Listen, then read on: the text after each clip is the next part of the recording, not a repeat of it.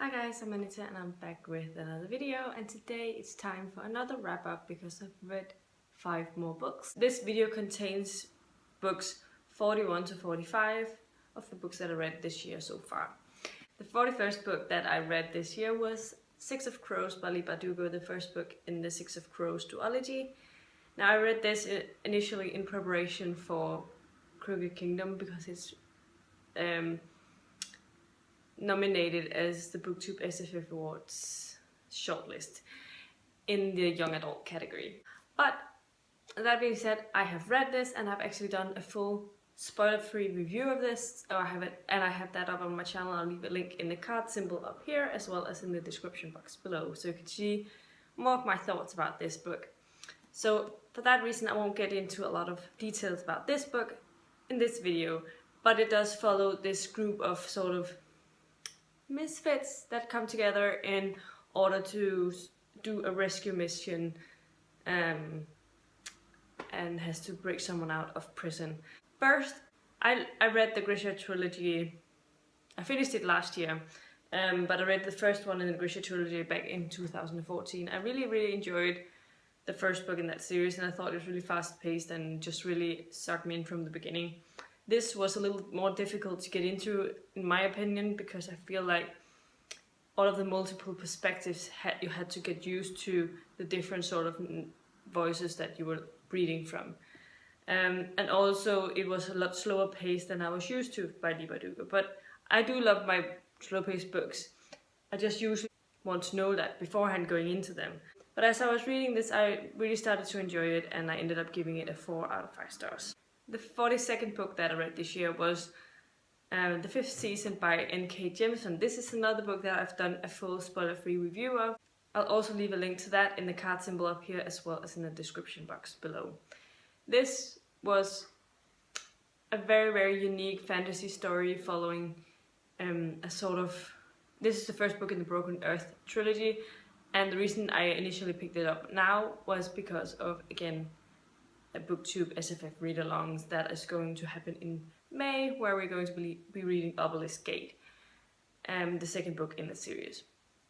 So I've been listening to the audio of this, and this is a story that's set in this sort of, I want to say, a different sort of Earth, and it's sort of divided into seasons, and pretty often there's these things called the Fifth Seasons, and they're sort of a period where almost everything becomes extinct on Earth, that Earth as they know it, and it's told in 3 different perspectives, and one of them is a second-person narrative. I had a really hard time with the second-person narrative over the whole book. I was listening to this in audio and it definitely didn't work that way. I don't know if it would have worked better in written form, as I haven't read that in that way. But I still thought that the overall story was really unique, and the other 2 perspectives were some that I really enjoyed listening to and learning more about. And the magic system was really unique, where it's sort of a lot about the sort of psychological powers. And I ended up giving it a 3.5 stars overall. The 43rd book that I read this year was Well of Ascension by Brandon Sanderson. This is book 2 in the Mistborn series, and I've also done a spoiler-free review of this book on my channel, and I'll leave a link in the card symbol up here as well as in the description box below. I really enjoyed this series, and as this is a sequel, there's not a lot I can say about this particular book, but I enjoyed that there was sort of more subplots going on in this one than there was in the first one, and there were some new perspectives that we got in this one that I was really interested in reading about. And I overall really enjoyed it, and I thought it was better than the first book, so I ended up giving this a 5 out of 5 stars. The 44th book that I read this year was Asylum by Madeleine Roux. This is a book that follows this boy called Dan Crawford when he's decided to take a summer program, college program at this place called New Hampshire College Prep, I think. When he arrives there, he pretty soon discovers that the dorm that he's supposed to live in is an old asylum, where like the criminals that are closest to insanity were living the rest of their sort of life. And yeah, it doesn't take a lot of time before weird things start to happen at this asylum, or with this dorm. And yeah, I really enjoyed the premise of this book. I think the premise is really interesting and cool. But the narrator of the audio, I listened to the audio of this, the narrator of the audio was terrible.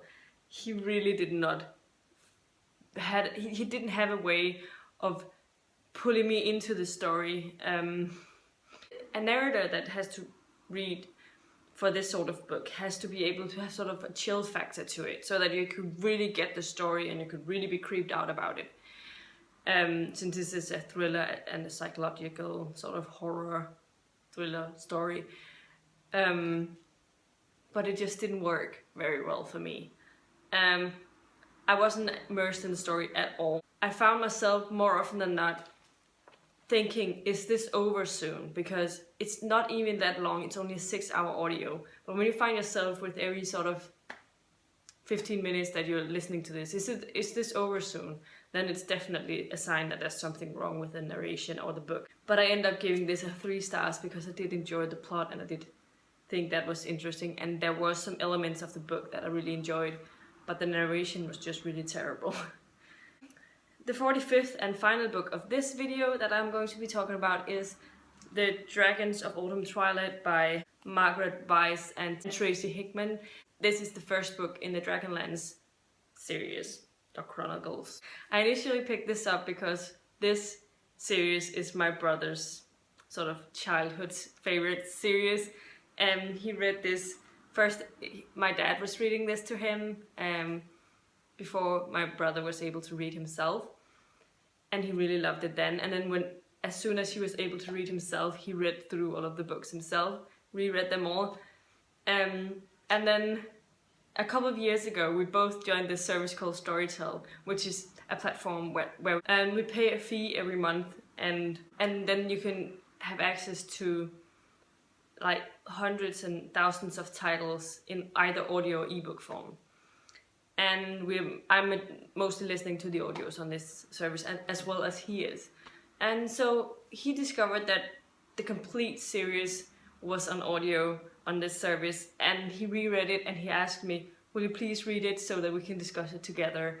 And 2 years later, or 3 years later, I don't remember exactly when I started listening to books from there, I finally picked up Dragons of the Autumn Twilight. I was so excited when I told my brother about it. This book follows a group of people. There's a half-elf and there's a Kendar. I don't know what they're all called in English because I was listening to the Danish narration of this.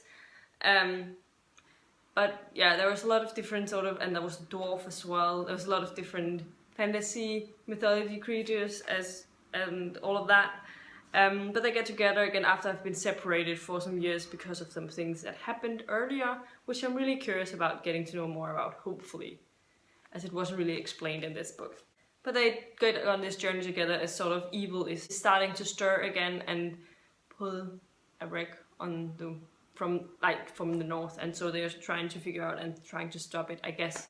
There's a lot of tropey things going on in this series, but it is a book back from the 80s, but I thought that the dual authors, both Margaret and Tracy, did a really great job weaving this story together, because they were exploring from both a woman's point of view, like a woman's touch in it, as well as the male, and I found that to be done pretty well. And yeah, as I said, I was listening to the Danish narration of this, and it wasn't the best.